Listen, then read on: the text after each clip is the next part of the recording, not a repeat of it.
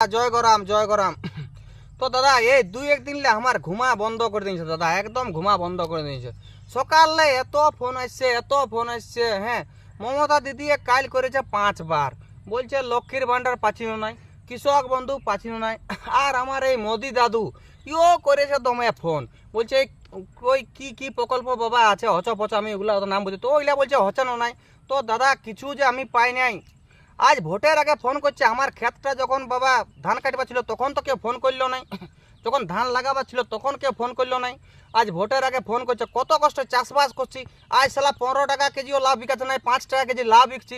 এত বরবটি লাগাইছি 15 টাকা কেজি বিকে ভুরাইন দিলি, একটাও টাকা পকেটে ঢুকছে না, সার্ভিসের দামও উঠছে নাই। ওদের তখন কোনো কান্দল লড়ছে নাই।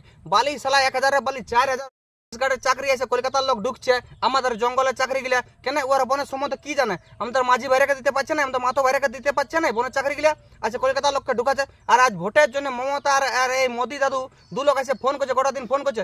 আমি একটাই কথা বলছি, তোরা ফোন করিস না আমাকে, আর শান্তি ঘুমাতে দে। আজ মাথা খারাপ করিস না, তো দম আছে তো পুরলে আছে, এমন মারিব না তোদেরকে আমি বলেছি। জয় গরাম জয় গরাম।